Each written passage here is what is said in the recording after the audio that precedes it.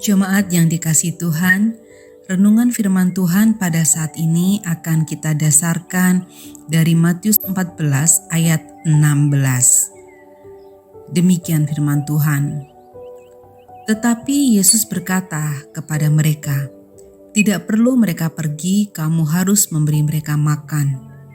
Bagian ayat yang menjadi dasar renungan kita kali ini terjadi ketika hari menjelang malam. Hari itu merupakan hari yang sangat sibuk dan melelahkan, bukan hanya secara fisik namun juga hati dan pikiran. Secara fisik, Yesus dan para murid melakukan pelayanan dengan berjalan ke berbagai tempat dan mengajarkan berbagai perumpamaan.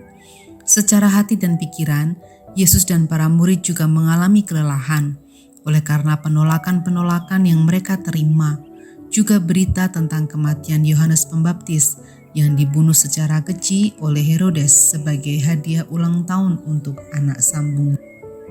Setelah hari yang melelahkan itu, Yesus mengajak para murid untuk mengasingkan diri dari keramaian.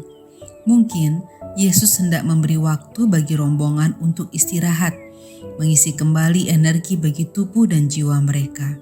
Namun, Yesus harus mengubah rencana. Apa yang sudah direncanakan tidak dapat dilakukan. Banyak orang sudah menanti Yesus untuk mendengarkan pengajaran dan merasakan mujizat penyembuhannya.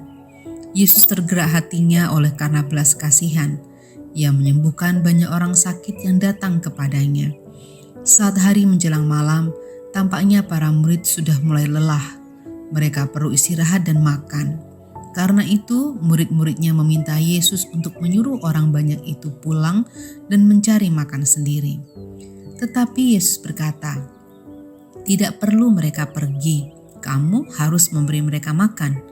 Saudara, perkataan Yesus menjadi teguran bagi para murid saat itu agar sekalipun dalam kelelahan dan dengan segala keterbatasan, mereka tetap memberi ruang bagi empati terhadap orang banyak yang sungguh memerlukan pertolongan.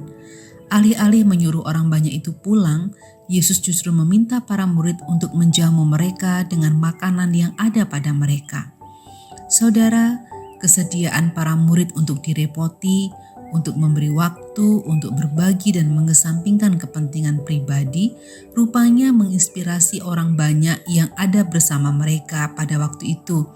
Sehingga dengan 5 roti dan 2 ikan yang diberkati oleh Yesus, bersisalah 12 bakul potongan-potongan roti.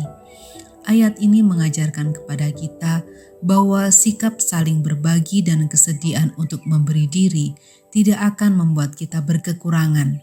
Melalui firman Tuhan hari ini, kita diingatkan pada tanggung jawab kita terhadap sesama. Kiranya Tuhan memampukan kita. Mari bersama-sama kita berdoa. Allah Bapa kami yang Maha Kasih, kami datang kepadamu Tuhan, membawa saudara-saudara kami yang berada di NTT, yang saat ini mereka mengalami bencana alam.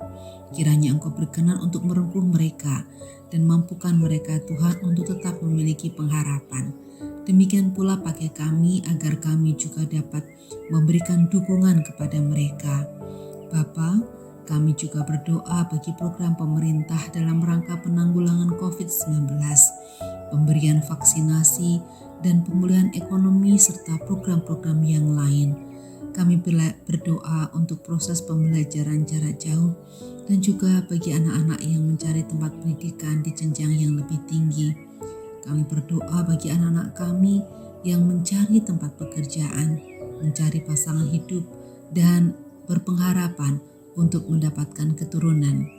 Kami berdoa bagi kehidupan bergereja di masa pandemi.